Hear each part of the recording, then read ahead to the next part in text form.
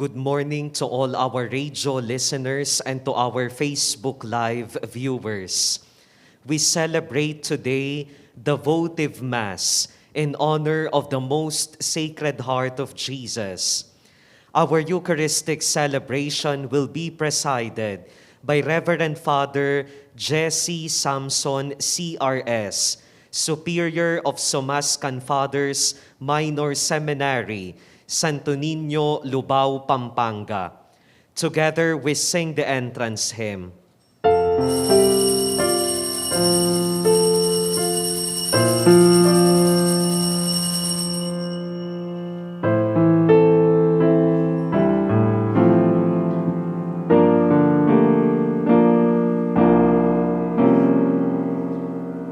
Heart of Jesus, meek and mild, hear, O hear thy feeble child, when the tempest most severe,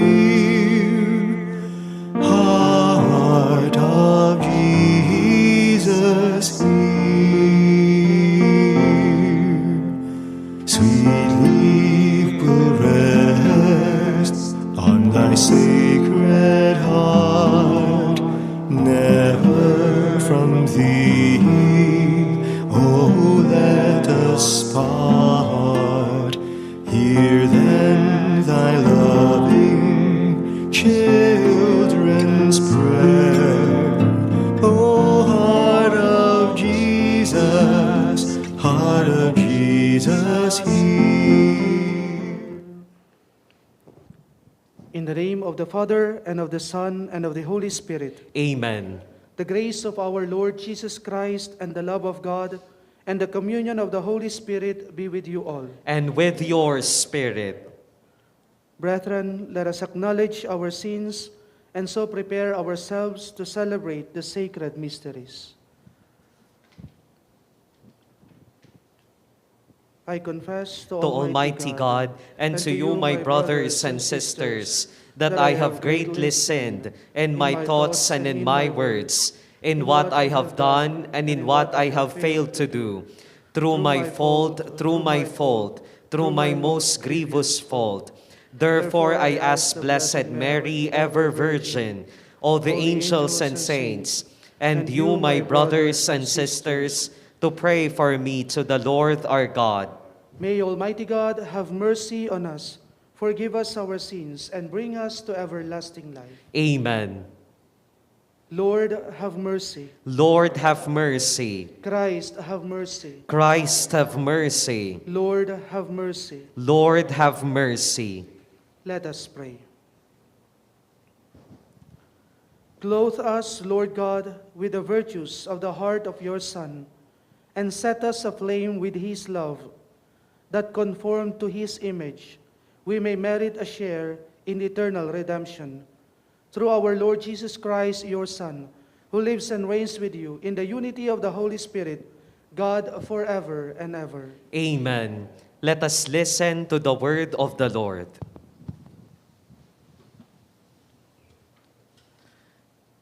A reading from the book of the prophet Amos. Hear this, you who trample upon the needy and destroy the poor of the land. When will the new moon be over, you ask, that we may sell our grain, and the Sabbath, that we may display the wheat? We will diminish the containers for measuring, add to the weights, and fix our scales for cheating. We will buy the lowly man for silver, and the poor man for a pair of sandals. Even the refuse of the wheat we will sell. On that day, says the Lord God, I will make the sun set at the midday and cover the earth with darkness in broad daylight. I will turn your feasts into mourning and all your songs into lamentations. I will cover the loins of all with sackcloth and make every head bald. I will make them mourn as for an only son, and bring their day to a bitter end. Yes, days are coming, says the Lord God, when I will send famine upon the land, not a famine of bread or thirst for water, but for hearing the word of the Lord. Then shall they wander from sea to sea, and rove from the north to the east, in search of the word of the Lord, but they shall not find it. The word of the Lord. Thanks be to God. One does not live by bread alone, but by every word that comes from the mouth of God. One does not live by bread alone, but by every word that comes from the mouth of God. Blessed are they who observe his decrees, who seek him with all their heart. One does not live by bread alone, but by every word that comes from the mouth of God. With all my heart I seek you. Let me not stray from your commands. One does not live by bread alone, but by every word that comes from the mouth of God. My soul is consumed with longing for your ordinances at all times. One does not live by bread alone, but by every word that comes from the mouth of God. The way of truth I have chosen. I have set your ordinances before me. One does not live by bread alone, but by every word that comes from the mouth of God. Behold, I long from your precepts. In your justice give me life. One does not live by bread alone, but by every word that comes from the mouth of God. I gasp with open mouth in my yearning for your commands. One does not live by bread alone, but by every word that comes from the mouth of God. Let us honor the Holy Gospel.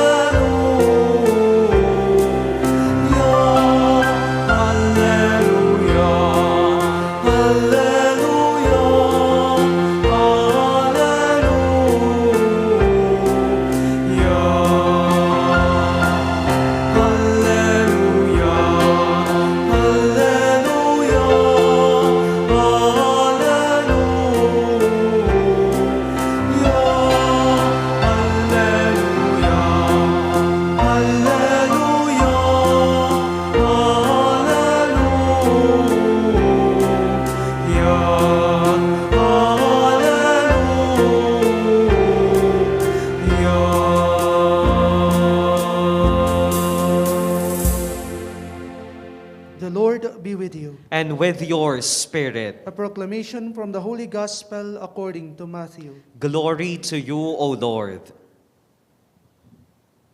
As Jesus passed by, he saw a man named Matthew sitting at a customs post. He said to him, "Follow me." And he got up and followed him. While he was at table in his house, many tax collectors and sinners came and sat with Jesus and his disciples. The Pharisees saw this and said to his disciples, "Why does your teacher eat with tax collectors and sinners?"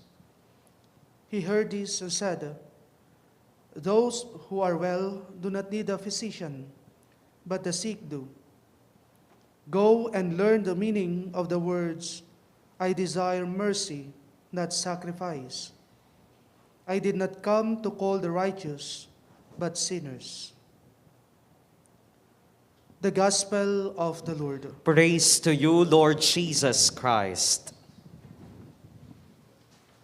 Ngayon po ay unang araw at unang Biyernes, first Friday of the month of July.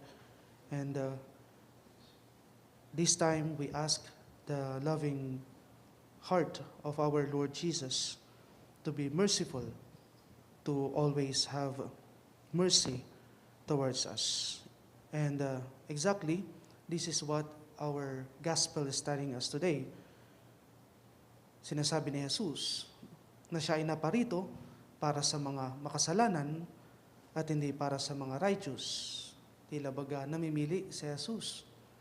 Pero ang inihahayag sa atin ng ating ebanghelyo ngayon, it is a fact that none of us is righteous. We are all sinners. At si Jesus ay naparito para sa ating lahat upang maghatid ng kapatawaran, upang maghatid ng kaligtasan, upang tayo ay iahon mula sa kasalanan.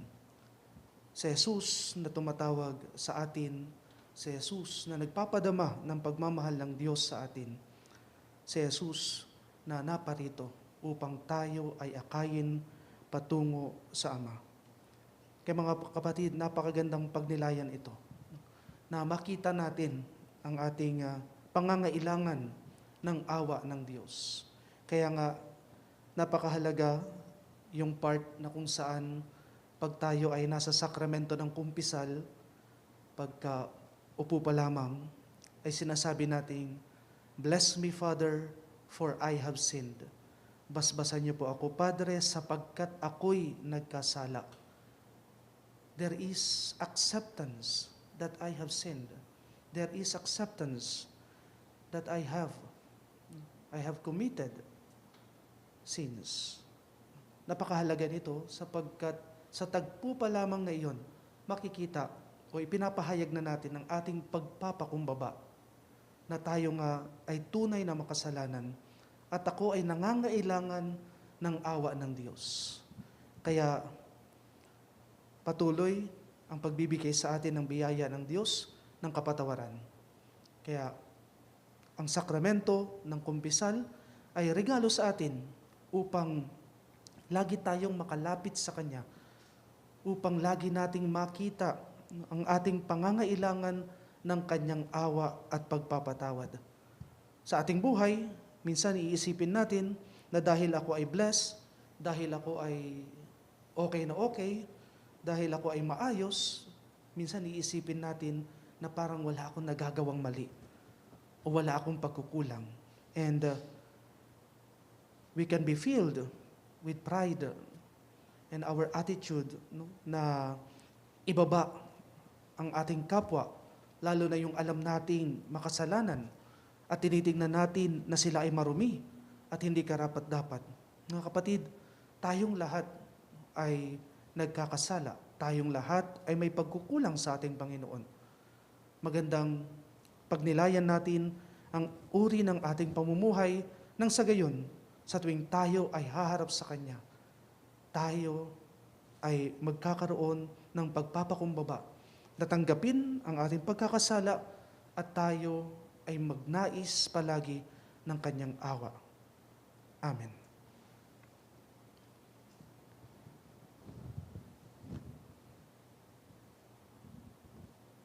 Let us all stand. Sisters and brothers, Jesus' call for mercy leads us into prayer, in which we seek His mercy on the church and the world. Let our prayer be, Lord, hear us. Lord, hear us, that the church may always reveal the mercy of God, never imposing unnecessary burdens on people. Let us pray to the Lord.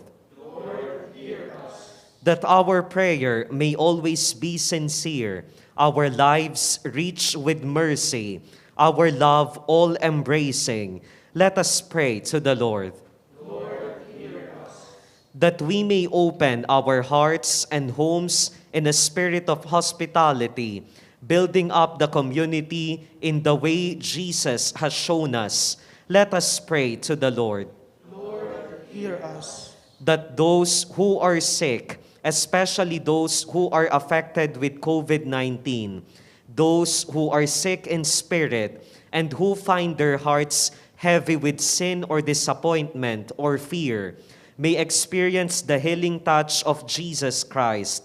Let us pray to the Lord. Lord, hear us. that all who have died in faith, especially those who passed away because of COVID-19, may dwell in Christ's abundant love for eternity. Let us pray to the Lord.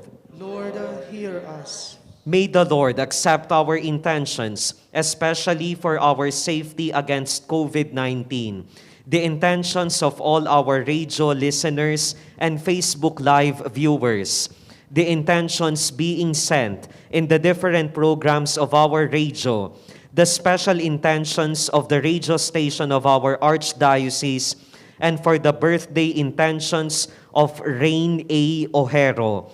Let us pray to the Lord. Lord, hear us.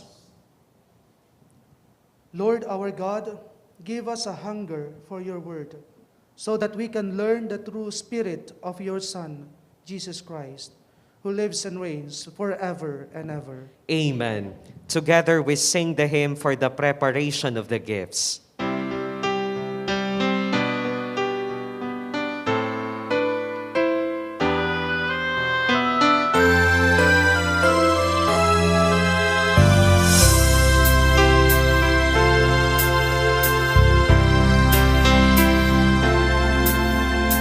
Kunin at tanggapin ang alay na ito, mga biyayang nagmula sa pagpapala mo. Tanda ng bawat pusong pagkat inibig mo, ngayoy nananalig, nagmamahal sa'yo.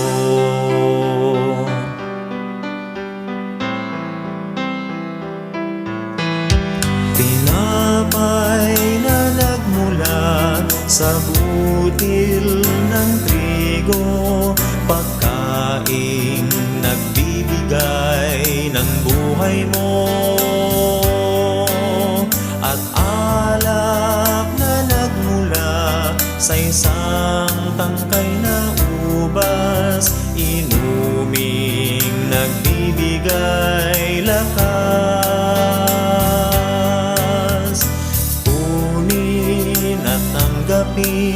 Ang alay na ito, mga biyayang nagmula sa pagpapala mo.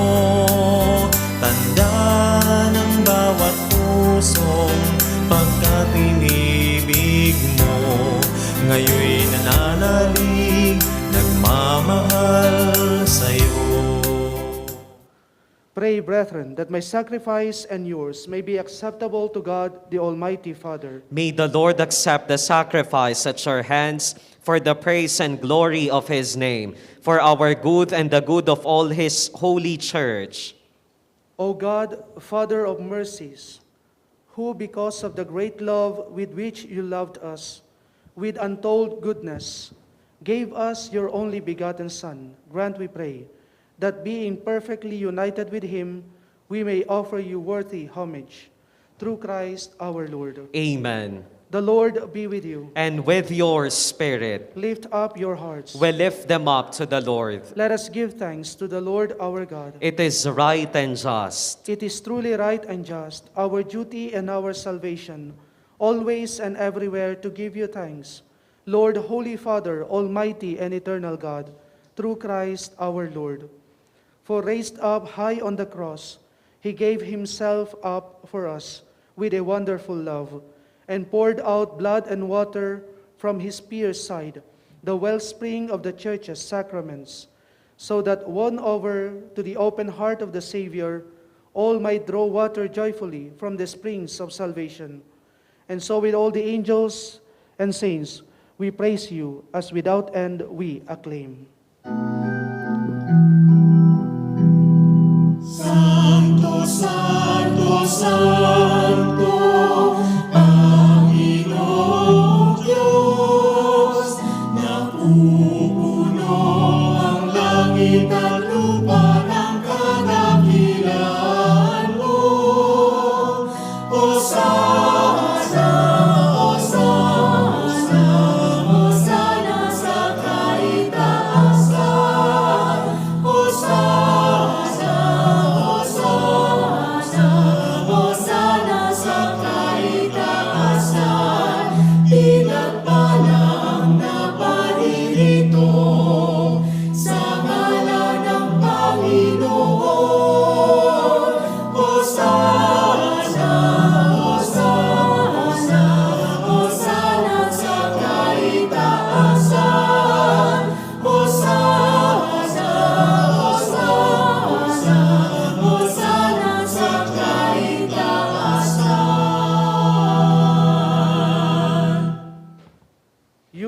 indeed holy, O Lord, the fount of all holiness. Make holy, therefore, these gifts, we pray, by sending down your Spirit upon them like the dew fall, so that they may become for us the body and blood of our Lord Jesus Christ.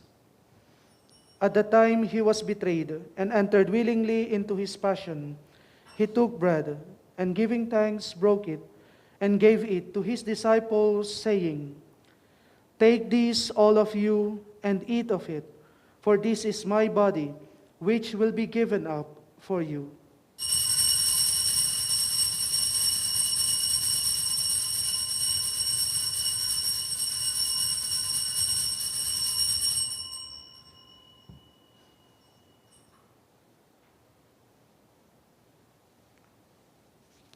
In a similar way, when supper was ended, he took the chalice, and once more giving thanks, he gave it to his disciples, saying, "Take this, all of you, and drink from it, for this is the chalice of my blood, the blood of the new and eternal covenant, which will be poured out for you and for many, for the forgiveness of sins. Do this in memory of me."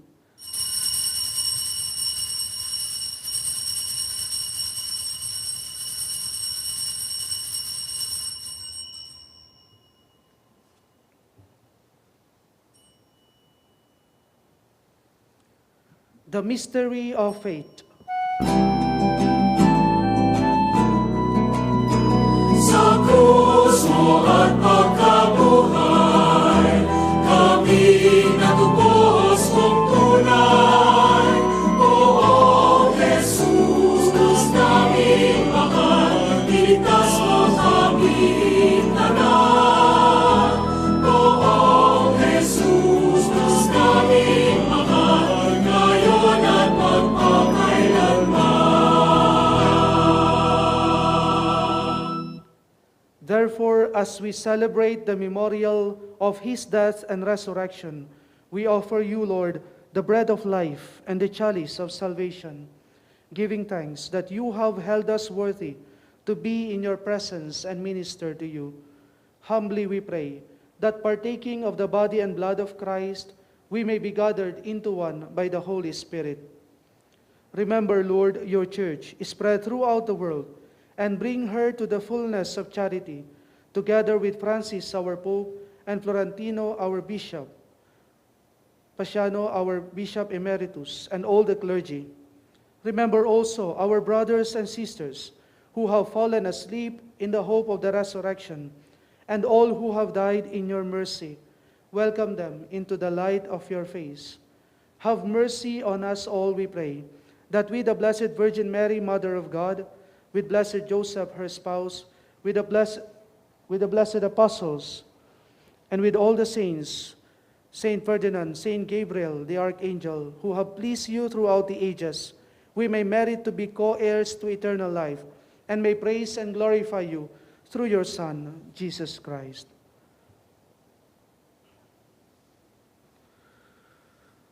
Through him, and with him, and in him, O God, Almighty Father, in the unity of the Holy Spirit, all glory and honor is yours, forever and ever. Amen. At the Savior's command, and formed by divine teaching, we dare to say,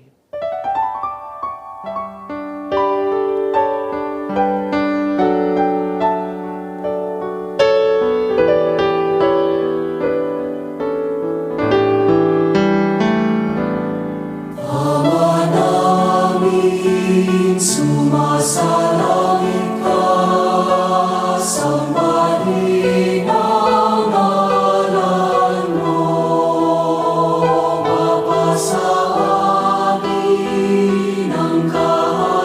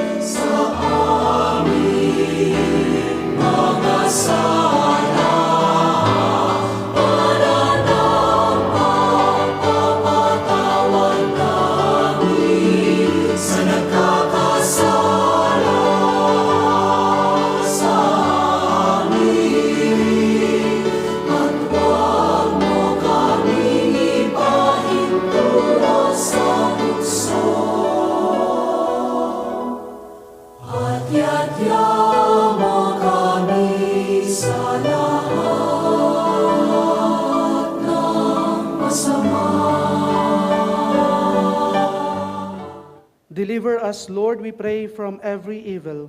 Graciously grant peace in our days, that by the help of your mercy we may be always free from sin and safe from all distress, as we await the blessed hope and the coming of our Savior, Jesus Christ. For the kingdom, the power, and the glory are yours, now and forever.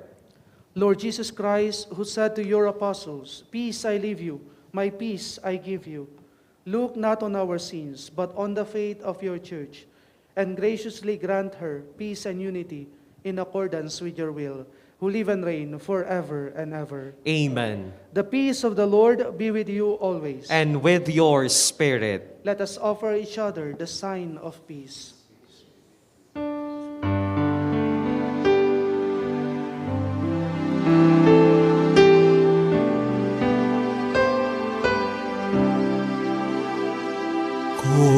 Kordero ng Diyos na nag-aalis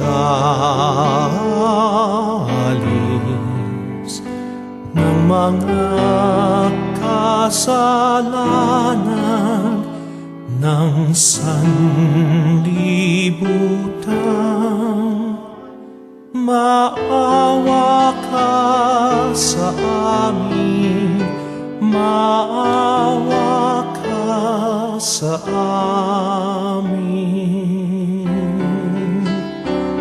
Kordero ng Diyos na nag-aalis ng mga kasalanan ng sanlibutan, maawa ka sa amin, maawa ka sa amin. Kordero ng Diyos na nag-aalis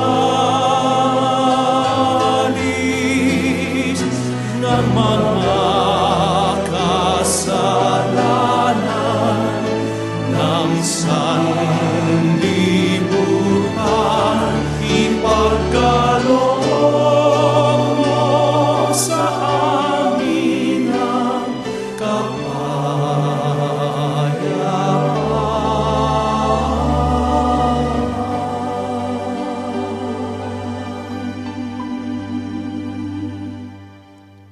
Behold the Lamb of God. Behold him who takes away the sins of the world. Blessed are those called to the supper of the Lamb. Lord, I am not worthy that you should enter under my roof, but only say the word, and my soul shall be healed.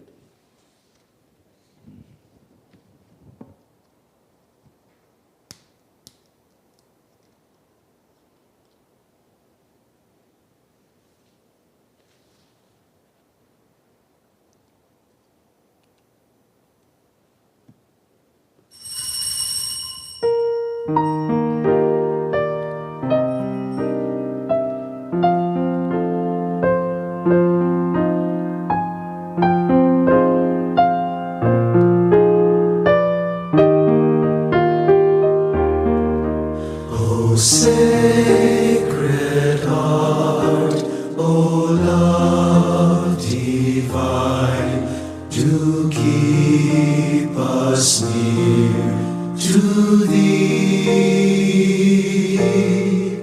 and make our love so like to Thine, that we may wholly be.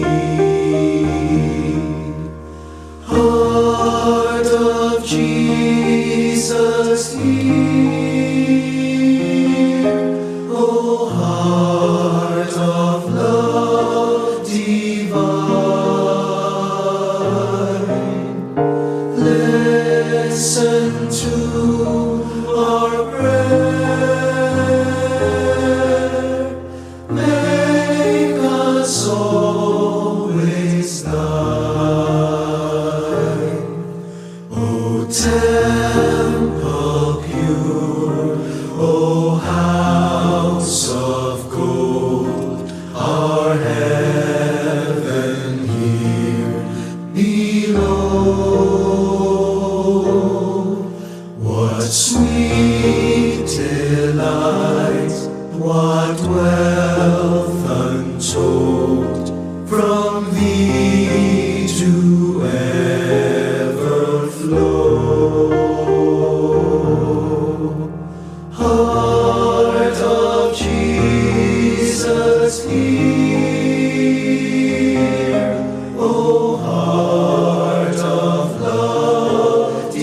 divine, listen to our prayer. Make us always stop. For our radio listeners and Facebook Live viewers who cannot physically receive the communion, we will join you in praying the act of spiritual communion. My Jesus, I believe that you are present in the most holy sacrament. I love you above all things, and I desire to receive you into my soul. Since I cannot at this moment receive you sacramentally, come at least spiritually into my heart. I embrace you as if you were already there and unite myself wholly to you. Never permit me to be separated from you. Amen. Please all rise. Let us pray. Made partakers in your sacrament of charity, we humbly implore your mercy, Lord, that we may be conformed to Christ on earth and merit to be co-heirs of his glory in heaven, who lives and reigns forever and ever. Amen. The Lord be with you. And with your spirit. May Almighty God bless you, the Father, and the Son, and the Holy Spirit. Amen.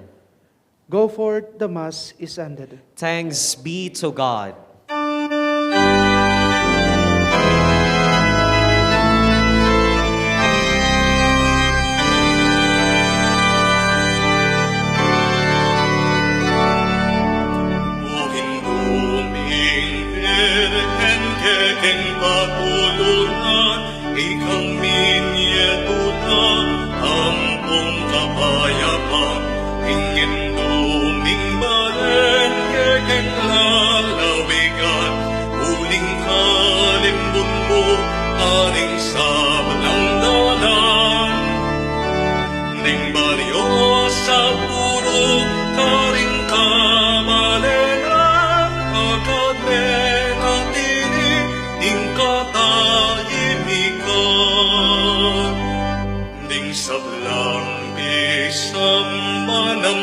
Bimbisitas, akit kang delawan, overhen kamaslan, tinganggang emalen, bigdalamong lamak, metulalang dakal, kekapasalamat, kasalpantayanan, niyunlad, milagladin pamikalukot, agad linanganak.